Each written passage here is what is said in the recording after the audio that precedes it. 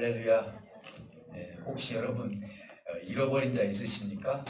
같이 신앙생활 하시다가 어느 날 보니까 보이지가 않고 또 1년 지나 2년 지나다 보니까 잊혀져 가는 얼굴들 많이 있죠. 우리 하나님은 항상 그분들에게까지도 관심을 가지고 계신다는 사실을 꼭 명심하시길 부탁을 드립니다. 오늘 본문에서 나오는 말씀이 그런 말씀이기 때문에 우리 인사를 이런 양을 한번 찾아보자라는 마음 가지고 인사를 했습니다. 우리는 지금까지 예수님의 생애에 대해서 말씀을 나눴어요. 그 생애 속에는 여러 인물들을 만나는 사건들이 있었어요.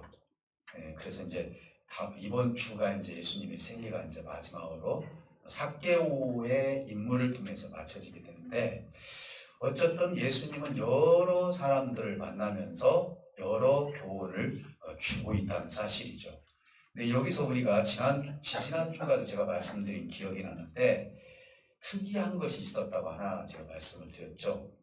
그 중에 하나가 예수님을 찾아온 인물이 있고, 또 하나는 예수님께서 직접 찾아간 인물이 있었다. 그런 예를 제가 한번 들은 적이 있었는데, 오늘 역시도 그런 예가 두 번째 한번 보여지게 될 것 같습니다.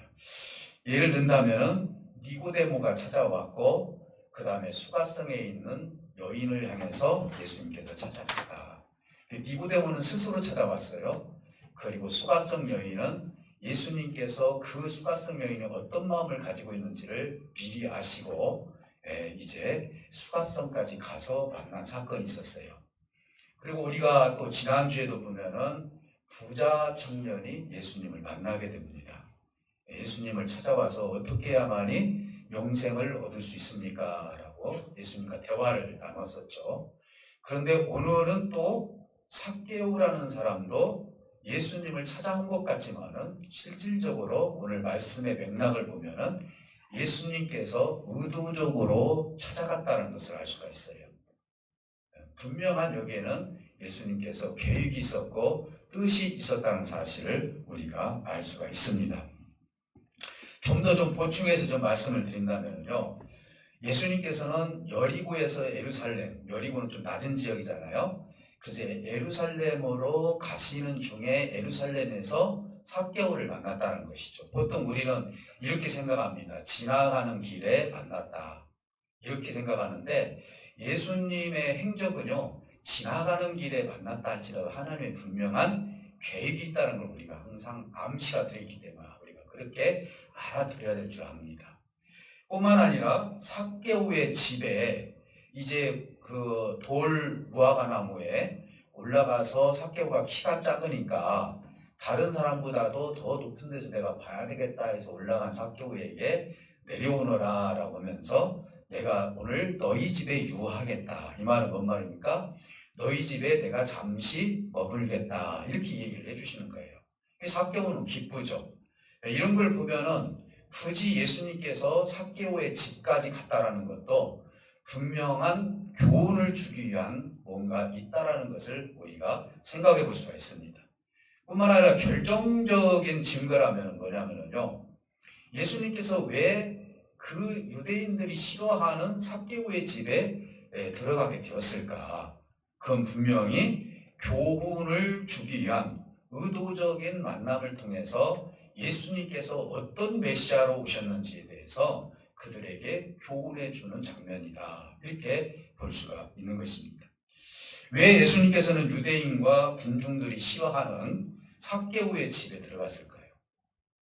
우리는 보통 서로 친하게 지내는 사람이 있으면요, 보통 내가 원하는 사람을 만나길 원하잖아요. 그래서 정치인들도 마찬가지고, 보통 보면 우리가 누군가의 눈치를 보고 만나고 안 만나고 이런 것들이 이 사회에서도 많이 있거든요. 근데 예수님은요, 이 군중들의 눈치를 보지 않았어요. 군중들은 분명히 삭개오의 집에 들어가면은 군중들이 싫어한다는 것도 뻔히 알고 있었죠. 그래서 예수님께서 들어가셨을 때 수군거리면서 저 주인의 집에 무엇하러 들어가는지 모르겠다라고 하면서 불만과 불평을 가졌던 사람들이 그 민중 중에 지금 들어있다, 이 말이죠. 근데 이 세리장으로서 이제 예수님께 들어가셨는데 그러면 왜 싫어하느냐? 그것은 세금과 관계가 있기 때문이에요. 돈 문제가 있다는 것이죠. 사실은 성경에 보면은요, 세리라는 말이 있고요, 세리장이 있어요. 그리고 독특하게 누가복음에서만 삭개오의 사건이 지금 써 있어요. 다른 복음서에서는 삭개오가 없어요. 여기만 지금 누가복음에만 있지. 그러면은 이 세리나 세리장은 뭐예요? 세금을 걷는 사람이잖아요. 그러다 보니까 로마의 압제하에 있었을 때 보통 우리도 일제 36년 혹시 이제 이 경험을 해보신 분 연세도 있으신 분은 아시겠지만은요, 우리나라에서 일본이 들어와가지고 일본 사람들만 활동하는 것이 아니라 그들이 우리나라 사람을 좀 똑똑한 사람이든지 어떤 사람이든지 세워가지고 그 일들을 하게 되죠. 형사를 하든지 경찰을 하든지 그렇게 하는 것처럼 로마에서도 로마 사람들이 세금을 걷은 것이 아니에요.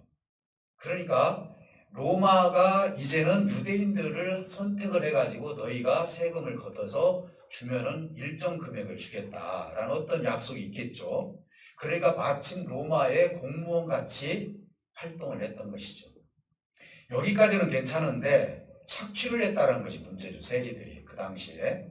그래서 로마에서 걷어들이는 것이 정상적으로 걷어들이면 상관이 없는데 거기에다가 더 얹어서 걷어들이고 나머지를 착취를 하다 보니까 이런 사실을 유대인들이 알다 보니까 세리하면은 굉장히 미워할 수밖에 없는 그런 사람 중에 한 사람이었다는 것이죠. 뿐만 아니라 부정한 이 모든 세금을 착복을 해가지고 자기의 부를 누렸다는 것, 이것 또한 유대인들한테는 굉장히 심각한 미움을 살 수밖에 없는 상황이었다는 것을 알 수 있습니다. 그러면 이들이 수군거리면서 왜 죄인의 집에 저렇게 들어가시느냐라고 했을 때 예수님께서 들어가신 이유와 여기에서 주는 교훈을 우리가 한번 두 가지를 생각을 해보자는 것입니다. 오늘 첫 번째는 뭐냐? 죄인에 대해서 잘못된 기준을 정하고 있다는 거예요. 오늘 우리가 보통 사람들을 이렇게 평가를 하고 판단을 할 때 나하고 마음에 맞는 사람은 옳게 보는데 그렇지 않으면은 어찌 보면은 별로 그렇게 그 부분에 대해서 인정하지 않으려고 하는 것들이 있어요. 그래서 보면은 정치도 그렇잖아요. 당 색깔이 틀리듯이 나하고 맞는 사람하고 이념이 맞고 정서가 맞고 이데올로기가 맞고 그리고 가치관이 맞는 사람들끼리 모일 수밖에 없잖아요. 근데 예수님께서 이 땅에 오셨을 때 과연 그러려고 오셨을까요? 어떤 가치를 세워서 너는 이 편, 너는 저 편 이렇게 해서 예수님께서 가르기 위해서 오셨을까요? 그건 절대로 아니죠. 하나님의 적어도 우리의 사랑의 하나님이라면은 그런 것에 의해서 인간이 갈등하는 걸 다 해소해 주시는 것이 바로 하나님의 뜻이라고 봅니다. 그래서 우리는 사랑할 수 없는 자가 없어요. 사실은 하나님의 정신으로 본다면요, 원수까지 사랑하라는 말이 우리 예수님 입에서 나온 말씀인데 그게 틀린 얘기가 아니라는 것이죠. 오늘 여기에서도 그런 개념으로 우리가 살펴보게 되면은 예수님이 어떤 교훈을 주는지를 알 수 있어요. 예수님께서는 죄를 지은 사람들 그리고 우리가 생각할 때 죄인이라고 한 사람들을 향해서 예수님은 너는 죄인이다 라고 한 적이 없어요. 정죄하지 않았다고요. 가늠하다 현장에서 잡혔던 이 여인에게도 예수님이 하신 말씀 있잖아요. 너 왜 이런 죄 졌냐 하지 않았어요. 나도 너를 정죄하지 않는다 이렇게 얘기하셨죠. 누가 죄인이라고 하죠? 군중들이 죄인이라고 하는 거예요. 예수님 오셨을 때 누구든지 이렇게 만나게 되면 네가 나를 믿느냐? 그래 너의 믿음이 그대로 될지어다 이렇게 하셨지 너 언제 이러이러한 죄를 졌으니 어쩌고저쩌고 하신 적 있으십니까? 우리 주님은 그런 것 가지고 평가한 적이 없어요. 그럼 오늘 여기에서도 지금 이스라엘 백성, 유대인들이 생각하는 죄인과 우리 예수님이 생각하는 잃어버린 양은 다른 거예요. 오늘 여기에서 물론 오늘 삭개오도 예수님께서 정죄하지 않고 계시지만은 사람들이 불평하고 수군거렸던 그 이유가 역사적으로 어떤 이유가 있기에 세리는 무조건 죄인이라고 했을까? 이것을 우리가 유대인들의 역사적인 개념을 우리가 만약에 이해를 못하면은요, 우리가 그 성경을 이해할 수가 없는 거예요. 몇 가지만 제가 드려보면요. 이것은 좀 역사하지만은 여러분들에게 꼭 필요하기 때문에 제가 정리를 해서 말씀 한번 드려보고 싶어요. 사실은 유대라는 나라는 로마에 정복을 당했습니다. 우리나라도 우리 가까운 시기에는 일본한테 정복을 당한 것처럼 로마에 의해서 정복을 당했어요. 근데 로마가요, 그때 철권 정치를 했었고 그리스도 정복을 한 거예요. 그러니까 이 그리스를 정복을 하면서 그리스에 있는 헬레니즘 문화, 그러니까 하나님과 반대되는 그런 문화들을 로마에서 그대로 받아들인 거예요.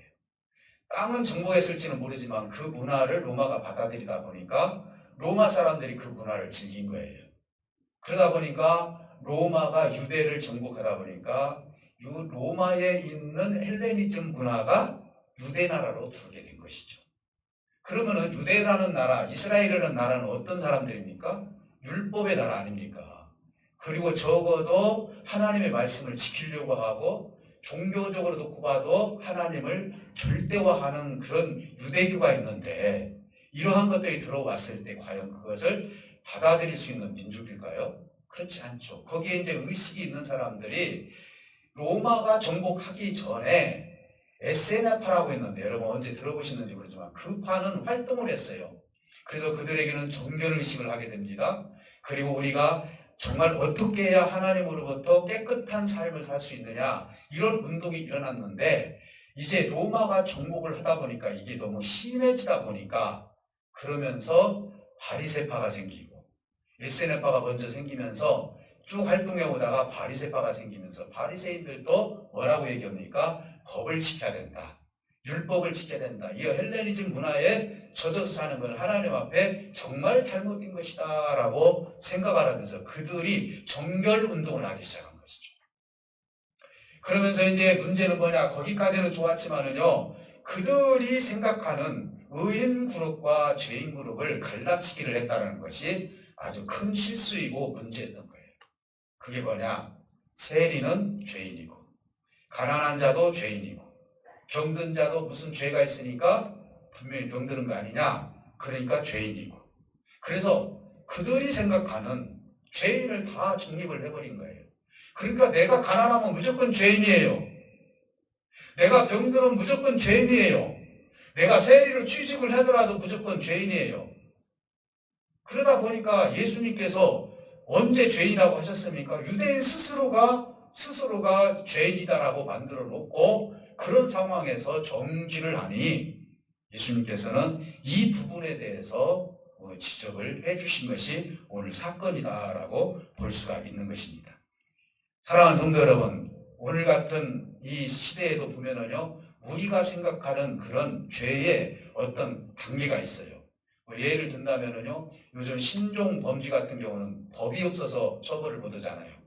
그러면 법원에서 국회에서 그것을 만들어서 이런 범죄는 이렇게 하겠다. 여러분, 인터넷을 통해서 생긴 범죄들이 얼마나 많습니까?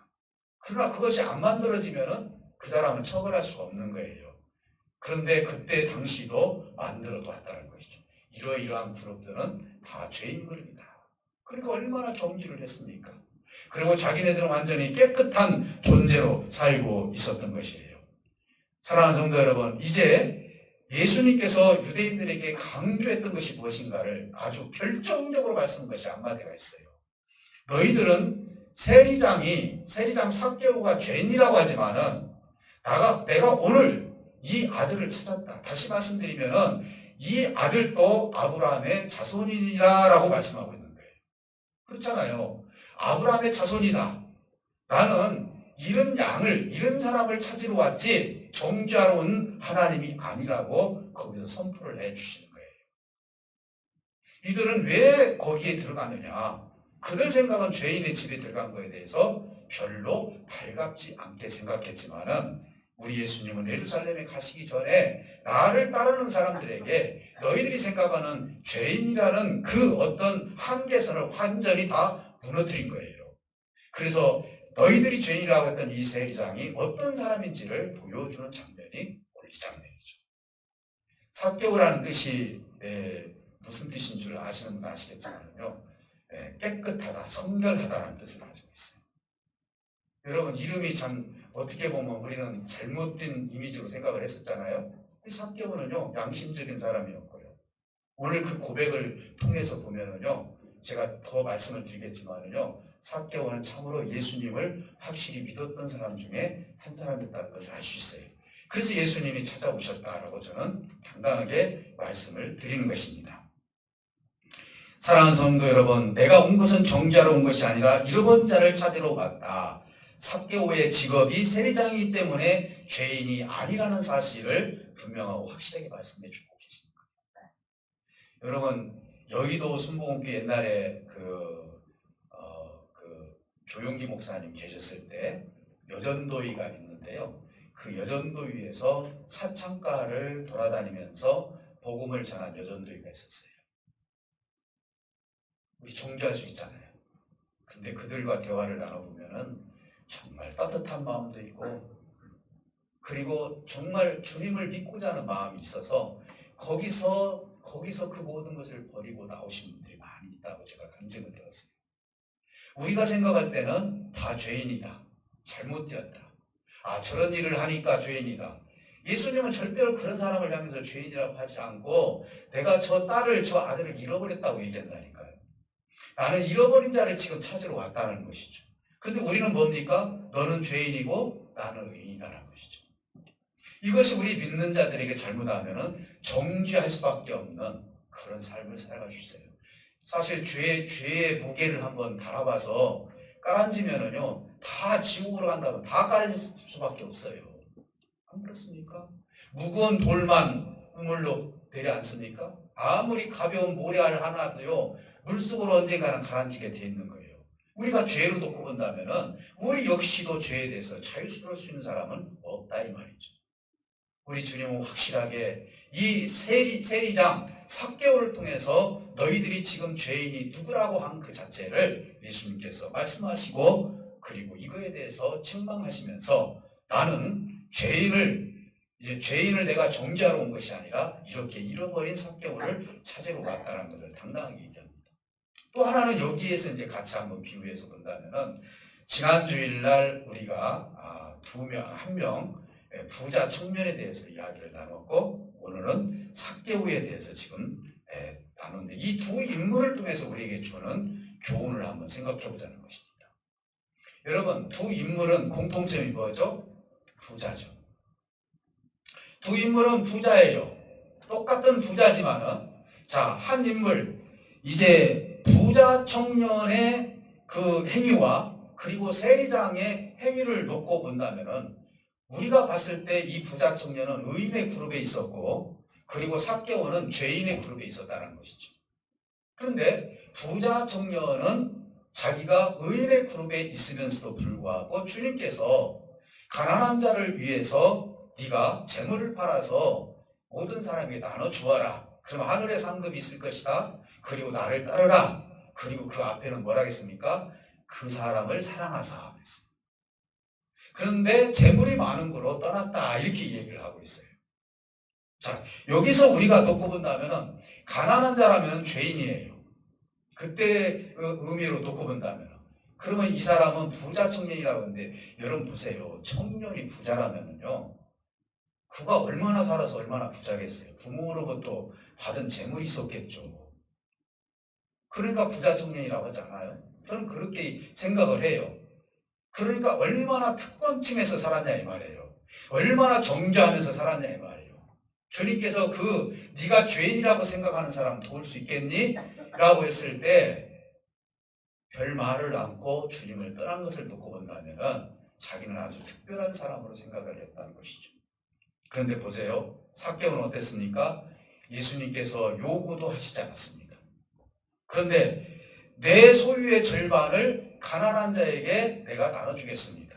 그리고 내가 혹시라도 속여서 받은 일이 있다면 내가 4배로 갚겠나이다. 이렇게 얘기를 하는 거예요.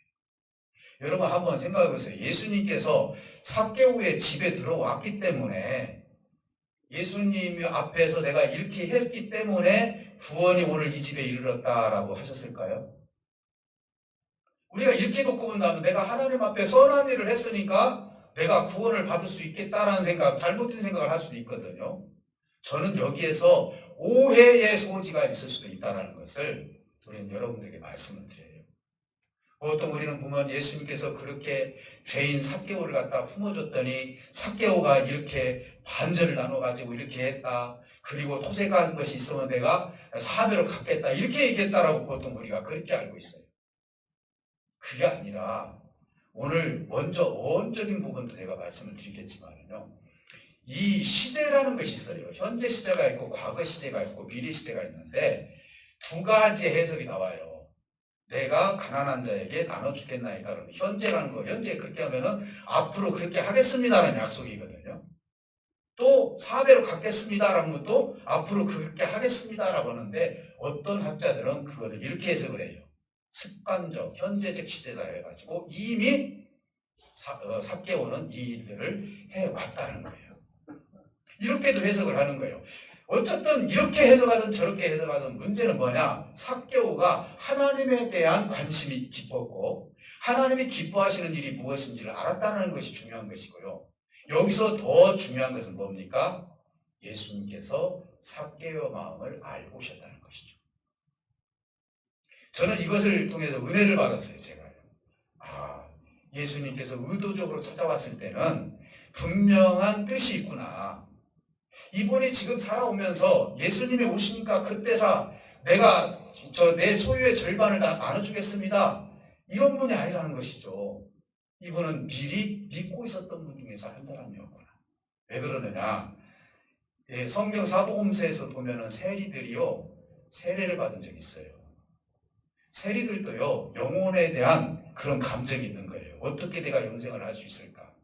이런 부분을 통하여서 분명히 삭개오도 영향을 받은 사람 중에 한 사람이었다는 생각이 들어요. 어쨌든 예수님께서는 이 부분에 대해서 주겠다. 그리고 내가 갚겠다고 했을 때 이것 때문에 구원을 이룬 것이 아니라 이미 삭개오는 아브라함의 자손이었다는 것을 예수님께서 인정을 해주고 있다고 볼 수가 있는 것입니다. 사랑하는 성도 여러분, 이제 예수님께서 삭개오의 마음을 미리 아셨던 것을 우리는 너무나 잘 압니다. 그래서 성경에서 미리 아셨던 하나님께서 순종을 요구했던 두 사람을 제가 소개를 한번 해드리려고 해요. 여러분, 제가 가끔 그런 얘기를 많이 해요. 아브라함에 대해서. 아브라함은 100세 때 이삭을 낳았어요. 물론 이스마엘이라는 아들도 낳았지만요. 얼마나 귀하겠어요. 그러니까 이 이삭을 낳고 나서 너무너무 좋으니까 하나님과의 그 교제의 기간이 잠시 끊겼던 거예요. 그래서 하루는 하나님께서 아브라함에게 말씀을 하시는 거예요. 아브라함아, 네 독자 이삭을 모리아산에 가서 나에게 바쳐라. 제물로 바쳐라. 이렇게 얘기를 한 거예요. 여러분, 여기서 제물로 바치라는 것은 각을 떠서 죽여서 각을 떠가지고 태워서 하나님께 드리라는 거예요. 인신제사예요. 성경에서 인신제사는 여기 하나밖에 없어요. 주님은 왜 이 이야기를 하셨을까? 그건 결론적으로 말씀드리면은 이삭이 그렇게 죽는 것처럼 내 아들 예수가 그렇게 죽을 것이라는 걸 얘기해 주시는 거예요. 이걸 지금 여기 이쪽으로 나가면 우리가 길이 빠지니까 여기까지만 우리만 아시고요. 우리 주님께서 하나님께서 아브라함이 새벽부터 움직였어요. 자기 아내의 말도 듣지 않고요. 새벽부터 움직였어요. 그러면은 하나님께서 아브라함이 중간에 가다가 포기할까? 아니면 끝까지 와서 정말 자기 아들을 죽일까? 몰랐을까요? 하나님은 아셨죠. 분명히 아브라함이 나에게 순종할 것을 아셨어요. 그런데 인간인 아브라함은 가봐야 하는 거예요. 내가 순종한도 가고 가기는 가지만은요, 내가 모리아산까지 올라가봐야 하는 거예요. 하나님은 그 시간을 기다려준 거예요. 그 시간을 기다려준 거예요. 그래서 하나님께서는 아브라함이 어떻게 순종할 것인지를 알았기 때문에 아브라함에게 그런 순종을 요구했던 거예요. 또 한 사람을 한번 생각해 봅시다. 나다나엘이라는 사람이 있죠. 바돌로메라고 해가지고 빌립을 통해서 예수님의 제자가 된 사람이죠. 이제 옵니다. 빌립이 이제 소개를 해서 예수님한테 와요. 그러면서 예수님께서 이 나다나엘 이름을 알아요. 어찌하여서 나를 이렇게 내 이름도 알고 나를 압니까? 라고 얘기해요.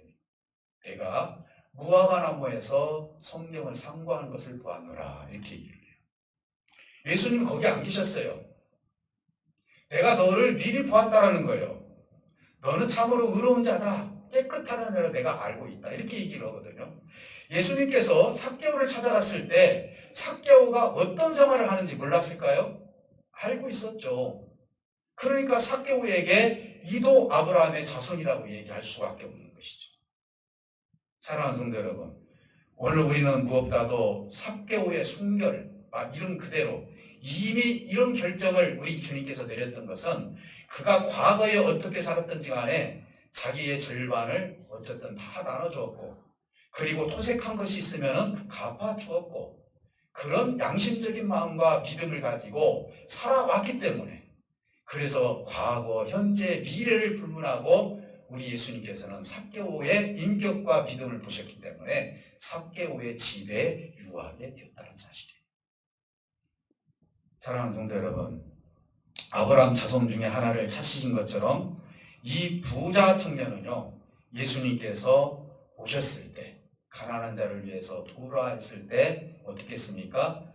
근심하면서 떠났다고 했어요. 그러면 이 논리로 놓고 본다면요, 그럼 부자 청년은 버린 자입니까?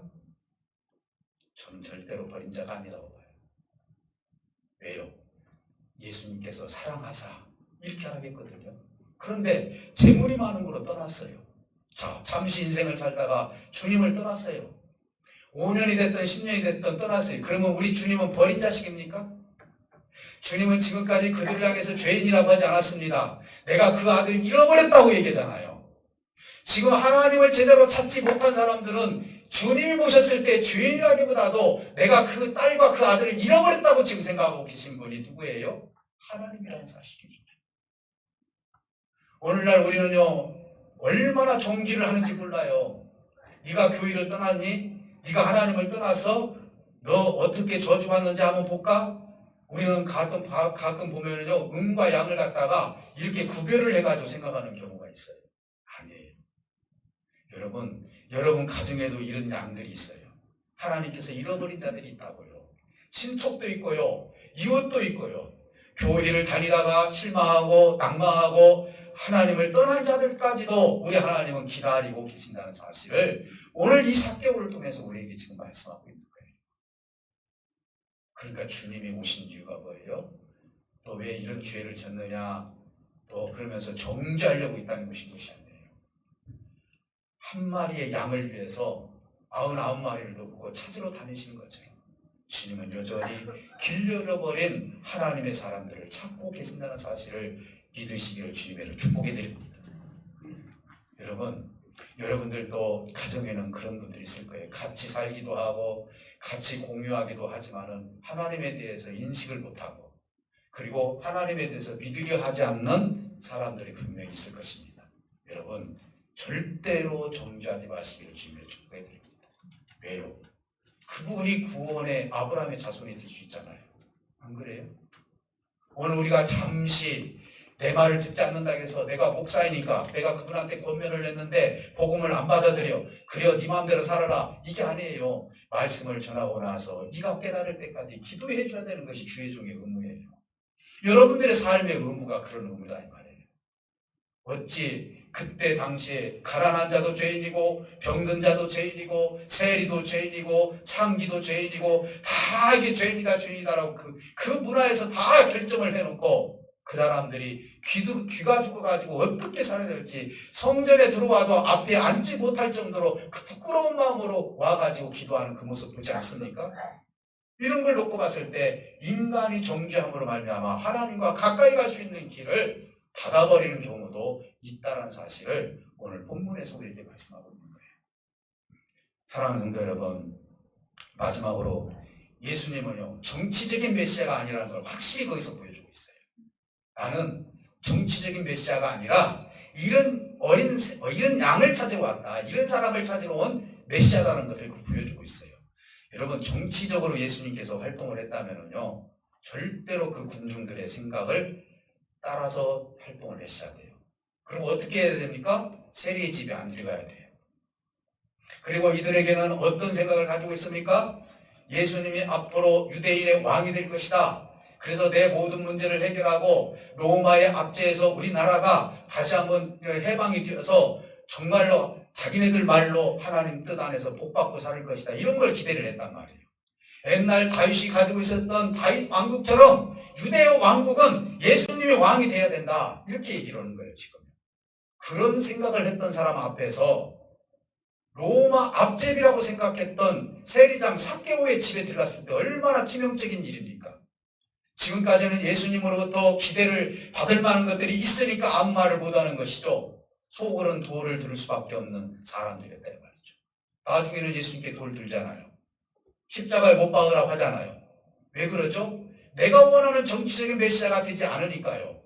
그러면은 몰려서 지금 여리고에 몰려있는 모든 사람들이 그것도 세리장 삭개오의 집에 들어갔을 때 정치적으로 그들은 생각을 했을 것입니다. 어떻게 저런 지휘인의 집에 들어가느냐, 로마 압제비를 하는 저 사람한테 들어가느냐라고 그들이 수군거리지 않았을까요?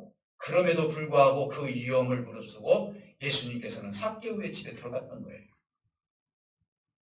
너희들을 나를 정치적인 메시아로 만들지 말라는 어떻게 보면 경고이기도 하는 거예요. 사랑하는 성도 여러분, 오늘 무엇보다도 그 무언을 통해서 그들에게 주는 그 메시지, 어떻게 보면 로마 압제비라고 생각했던 이 삭개오에게 구원이 이르렀다. 그리고 너는 아브라함의 자손이다. 이렇게 선포했을 때 거기에 있는 사람들이 아멘이라고 하답했을까요? 아니죠. 이해가 가지 않는다고 생각을 했을 것입니다. 아마 그들은 답답한 예수님의 모습을 보면서 왜 저렇게 행동을 하시는지 모르겠다. 이렇게 생각할 수밖에 없을 거 아닙니까? 예수님이 이 땅에 오신 목적은요, 분명히 말씀하고 있어요. 그 뭐냐? 인간의 욕구 때문에 오신 거 아니에요. 정치적인 인간의 욕구 때문에 이 땅에 오신 것이 아니에요. 이 세상의 죄를 지켜야 하는 악한 영들에 의해서 잃어버린 양들, 잃어버린 생명들을 찾기 위해서 우리 주님이 이 땅에 오셨다는 사실을 믿으시기를 주님의 이름으로 축복해 드립니다. 그러니 하나님을 믿는 우리가 죄를 통해서 정죄하는 것이 얼마나 하나님 앞에 잘못된 행동인지를 우리 너무나 잘 알고 있어요. 우리는요, 누구든지 정죄할 수 있는 권한이 없어요. 정죄는요, 예수님밖에 할 수 없어요. 언제? 심판받을 때.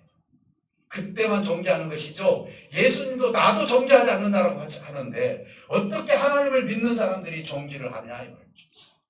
절대로 우리는 정죄하는 것이 얼마나 큰 죄인지를 알아야 돼요. 그 사람에 대한 가능성을 보시기 바랍니다. 하나님이 언젠가는 그 사람은 부를 것을 생각하시기 바랍니다. 내 생각으로는 저 사람 절대로 하나님 품으로 돌아올 수 없는 사람이라 할지라도 하나님은 돌려 세우시는 하나님이라는 사실을 믿으시기를 주님으로 축복해 드립니다. 사랑하는 성도 여러분, 오늘 이 시대에도 마찬가지라고 저는 봐요. 교회가요, 그래서 정죄하는 집단이 돼서는 안 되는 거예요. 교회는요, 잃어버린 자를 찾아주고 그들을 용서해주고 사랑해주고 작은 천국의 모습이 무엇인가를 보여주는 것이 교회의 역할이라는 사실을 우리가 안다면 예수님께서 이 땅에 왜 오셨는지, 오늘 우리는 어떤 목적을 가져야 될 것인지, 오늘 저와 여러분들은 이런 양을 향해서 여러분 절대로 무시하지 마시고 그들을 틈나는 대로 기도하고 그들이 돌아올 수 있도록 우리가 계속 하나님께 간구하는 참으로 지혜롭고 하나님 마음에 드는 아름다운 성도들이 되시기를 주님의 이름으로 축복해 드립니다. 우리 다 같이 기도하실 때 우리 하나님께서 함께 해줄 줄 믿습니다. 하나님은 우리를 정죄하지 아니하고 말씀을 통하여서 내가 너를 사랑한다는 음성을 들려주시기를 원하시는 하나님입니다. 하나님, 오늘 이 시간 하나님이 왜 이 땅에 오셨는지 우리가 다시 한번 생각해 보면서 잃어버린 자들이 주님 품으로 돌아올 수 있도록 우리 다 같이 기도하시고, 우리도 주님을 잊지 않도록 우리 다 같이 기도하고 아픈 부위에 손을 얹고 기도하십니다. 살아계신 아버지 하나님, 고맙고 감사합니다. 오늘 주님께서 나를 구원해 주시고 인도해 주신 것은 잃어버렸던 우리지만은 주님께서 잃어버린 이 생명을 찾아주신 줄 믿습니다. 오늘 이 시간 주님이 이 땅에 오신 것은 무엇보다도 정죄하려고 이 땅에 오신 것이 아니라 우리의 죄를 대신해서 다 죽어주시고 이 땅에 있는 양들을 찾으려고 오셨다는 사실을 삭개오를 통해서 우리가 들었습니다. 아버지 하나님, 삭개오를 통해서 우리에게 주시는 이 메시지가 온전히 하나님의 뜻을 이룰 수 있는 복된 메시지가 될 수 있도록 도와주시고, 하나님, 우리의 마음을 너무나 잘 아실 줄 믿습니다. 한 생명 한 생명 연약하고 부족하고 쓰러질 수밖에 없는 연약한 존재라 할지라도 하나님 그들을 불쌍히 여겨주시고 긍휼히 여겨주시기를 원합니다. 오늘 내가 세상에 나가면 또 쓰러집니다. 그러나 나는 주님을 부여잡고 가겠습니다. 하나님 다시 한번 나를 붙들어 주시고 내 손을 잡아주세요. 그리하여서 아버지 하나님 길을 이제는 끝끝내 주님의 길을 걸어갈 수 있도록 견인받으면서 걸어갈 수 있도록 용기 주시고 힘 주시기를 원합니다.